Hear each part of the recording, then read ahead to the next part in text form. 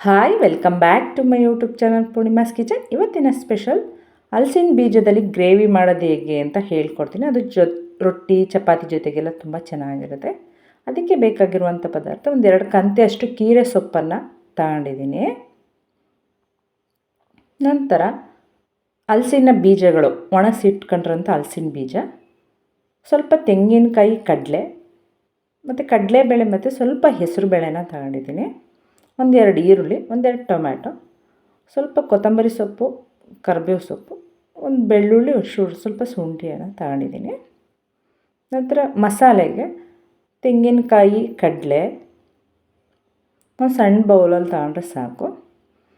ಒಂದು ಗರಿಯಷ್ಟು ಕರಿಬೇವು ಸೊಪ್ಪನ್ನು ಹಾಕ್ತಾಯಿದ್ದೀನಿ.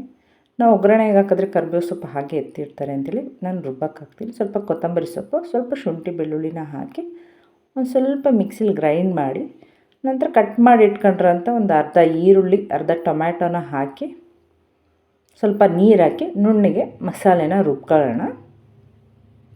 ನೋಡಿ, ಅದಕ್ಕೆ ರುಬ್ಕೊಂಡ್ರೆ ಸಾಕು. ನಂತರ ಹಲಸಿನ ಬೀಜದ ಸಿಪ್ಪೆನ ತೆಗೆದು ಈ ಥರ ಜಜ್ಜಿ ಇಟ್ಕೊಳ್ಳಿ. ಒಂದು ಕುಕ್ಕರಿಗೆ ಹಾಕಿ ನಂತರ ಅದಕ್ಕೆ ಕಡಲೆಬೇಳೆ, ಹೆಸರು ಬೇಳೆನ ಹಾಕ್ತೀನಿ. ಹೆಸರು ಬೇಳೆ ಹಾಕೋದ್ರಿಂದ ಸ್ವಲ್ಪ ಟೇಸ್ಟ್ ತುಂಬ ಚೆನ್ನಾಗಿರುತ್ತೆ. ನಂತರ ಸ್ವಲ್ಪ ಟೊಮ್ಯಾಟೊ, ಈರುಳ್ಳಿ ಕಟ್ ಮಾಡಿರೋಂಥದ್ದು ಹಾಕಿ ಮತ್ತು ರುಬ್ಬಿಟ್ಕೊಂಡ್ರಂಥ ಮಸಾಲೆನ ಹಾಕೋಣ. ಹಲಸಿನ ಬೀಜ ಆರೋಗ್ಯಕ್ಕೆ ತುಂಬಾ ಒಳ್ಳೆಯದು. ಮತ್ತು ಖಾರಕ್ಕೆ ತಕ್ಕಾಗಿ ಸ್ವಲ್ಪ ಖಾರದ ಪುಡಿನ ಹಾಕಿ, ಮನೆಯಲ್ಲಿರೋಂಥ ಖಾರದ ಪುಡಿನೇ ಹಾಕಿದ್ರೆ ಸಾಕು. ನಿಮ್ಗೆ ನೀರಿಗೆ ತಿಕ್ನೆಸ್ ಎಷ್ಟು ಬೇಕೋ ಅಷ್ಟು ನೀರು, ನಾನು 1 ಲೋಟ ನೀರನ್ನು ಹಾಕ್ತಾಯಿದ್ದೀನಿ.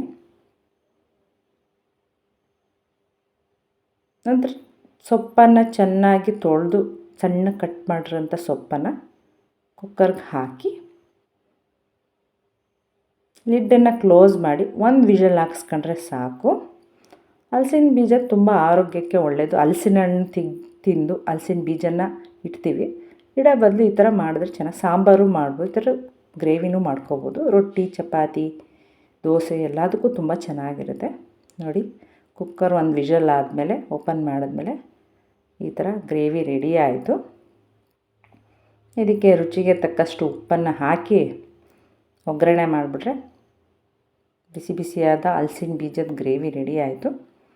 ಹಲಸಿನ ಬೀಜ ಹೈ ಫೈಬರ್ ಇರುತ್ತೆ, ತುಂಬ ರಿಚ್ ಪ್ರೋಟೀನ್ ಇರುತ್ತೆ.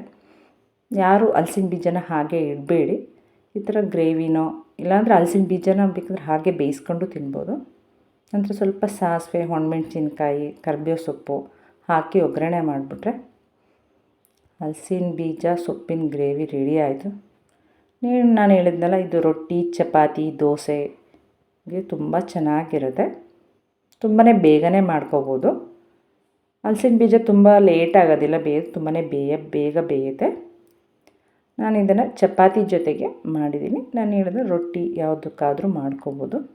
ಇದು ತುಂಬಾ ಬೋನ್ ಹೆಲ್ತ್ಗೂ ತುಂಬಾ ಒಳ್ಳೆಯದು. ಇದು ಹೈ ಪ್ರೋಟೀನ್ ಇರುತ್ತೆ, ಕ್ಯಾಲ್ಶಿಯಮ್ ಇರುತ್ತೆ.